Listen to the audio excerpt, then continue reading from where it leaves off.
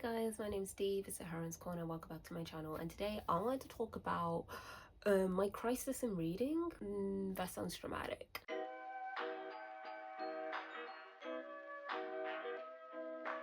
Guess I'm back. Let's say that. I hope everyone's doing well. The world is kind of crazy. Yeah, I'm back. I don't want to dwell on that too much. Do you know what I mean? It's not like a lot of like big dramatic things were happening in my life. I was in my early 20s. I started a new job. I was in kind of my home city again, and that hasn't been the case really since before I started university. So I was kind of just reacquainting myself with my city. I felt a lot more settled in where I am at the moment, just in regards to my life.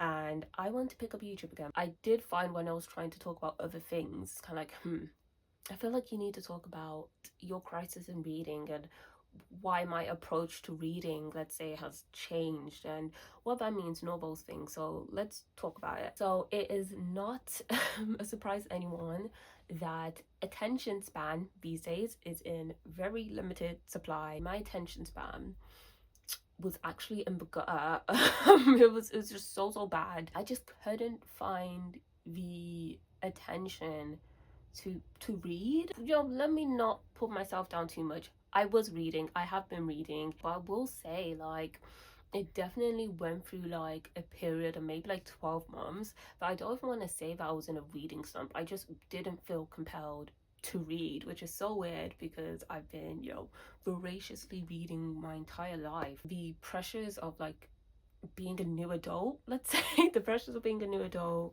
these different things that like just seep your attention away.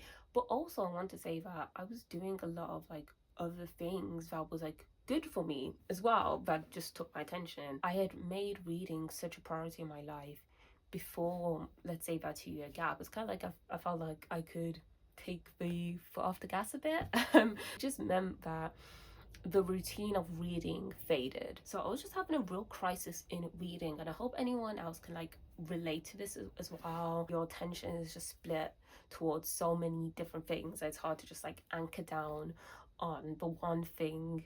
Well, not the one thing, but one of the things that truly enriches your life, let's say. Reading is one of those things for me. But I am very pleased to say that I'm out of that crisis, I'm out of that routine. It may be a bit early to say that, I'm not going to lie, but I feel like I can say it confidently that I've broken the curse. I've broken the crises. I want to share that with you. I want to share how I've gotten to that point, just in case it helps anyone out there who has also fallen into this routine of not reading. So I want to show you guys why I've been how I've fallen into regular reading. It's because of these guys. It's because of it's because of comics. I am only showing you my world's finest collection because this was the comic series that got me back into regular reading. Like, it holds such a beautiful special place in my heart.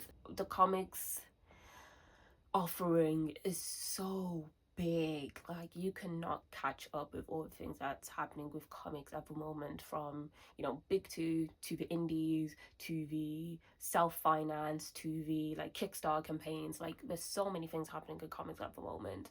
It's not just the big two, but it is likely that you will get into comics via the big two, if not by then just a really big indie breakout. I'm wondering how far back I should take you on this journey when it came to comics. In the summer of 2024, I found myself watching a lot of animated superhero shows. Very randomly. It was just like, okay, I've fallen into this. And two of the animated superhero shows that I watched was Batman the Cape Crusader and My Adventures with Superman. And after finishing those animated series, I was like, could I be a Batman and Superman fan? And from then, I then watched like the animated films, and then from animated films, I started to read. And if you're like a DC fan, like what I'm about to say might like sound like crazy, but I started to read. I got the DC app firstly on my phone, so I got the DC app, and the first comic that I wanted to read was Injustice. Injustice is basically like the one of the most ultimate Superman turns evil stories, and all the characters are completely acting against their characterizations. It's wild, like the things that happen in that in that comic book storyline.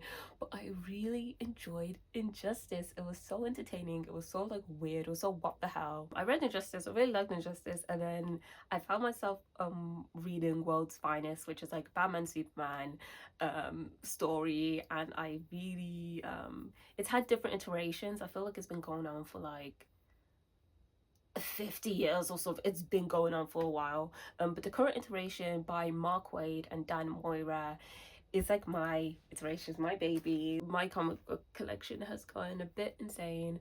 And there's even like comics on my walls. You can't see. Oh wait, you can see.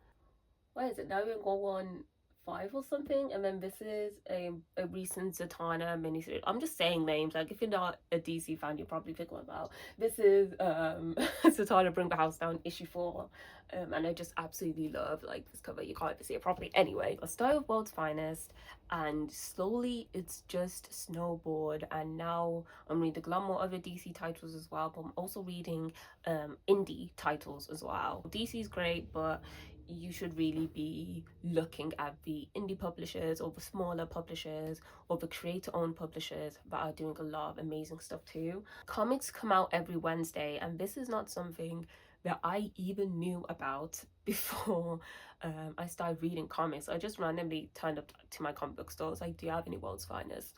But comics come out every Wednesday, so like literally it's a regular kind of drop. The writing in comics is not, you know, prose heavy, because comics is a collaboration between art and words. But that kind of just regular reading that I was doing, like little by little, not little by little, I was doing every week, just almost like built back up my tolerance again for reading. It's built back up my attention span for reading, like brick by brick. Comics has now become like an essential part of my art intake, let's say. My art absorption is kind of just like, I love live theater, I love reading books, I love live performance, I also love reading comics. It's just a part of my kind of like my appetite, my artist appetite. If you have found that you've lost your spark, your love for reading, just switching up the art form that you are getting your stories from, the medium that you're getting your stories from, helps so much. Like I can even just attest to this when it comes to like writing. I was losing the spark a bit for writing longer form stuff, and then I found poetry, and it was just it was a different medium, and I was just able to do something completely different within poetry, and it kind of just reignited my love for longer form writing again. Sometimes you have to step out of the art form that you're so familiar with, be in another one, to then come back to the original art form and just find yourself pouring with ideas. Pouring. So that's all to say, what am I currently reading at the moment? I'm now a big boss of reading. What am I reading at the moment? I'm currently reading Mexican Gothic by Silvia Moreno Garcia, and I've had a couple of Sylvia's books just in my collection, but this is a somewhat recent purchase, like recent being like the end of 2024. I just saw it on sale, I picked it up, and I really am enjoying the writing style. It's definitely gothic. We are following like a kind of like socialite called Naomi. It's not like Naomi, but what I'm reading, I always pronounce it as Naomi in my head, but it's like Naomi. She gets like a really distressing letter from her newlywed cousin, who's just speaking a bit weird, a bit like, you know what I mean, something's not right. So she goes to visit her cousin at a place called like High Place. A place called High Place, an estate in the mountains of Mexico owned by the secluded Doyle family, determined to discover what is troubling her beloved cousin. I'm really enjoying this so far. I'm under 100 pages in. I tried to read a different book. I believe it's called The Dancing Mask, and something just wasn't clicking. I was like, you know what, we don't have time. We don't.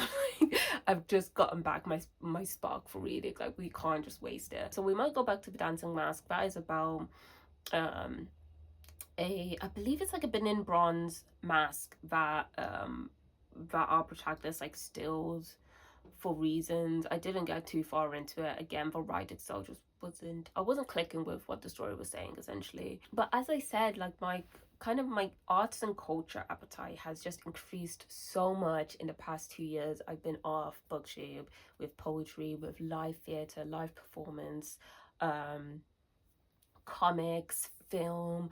I've just feel a bit like voracious. So with this channel going forward, even though I feel like I might still anchor it in books and reading, you might see a video that kind of spans different mediums, because that's just what I'm like interested in. That's what I want to talk about, and again, keep a momentum going, like where my heart's racing towards. I just kind of want to follow it. But that's all for today's video, guys. I did just want to talk about that because it has been something that's been weighing on me, and like how I fell into my little reading drought and how I got out of it. I want to champion comics so much. I've found a deep appreciation, love, and joy within comics, and I will be talking about comics a lot more on this channel because I would say that is where the bulk of my reading is currently. It's still with comics. I am getting back into novels and stuff, so I'll be talking about books as well. But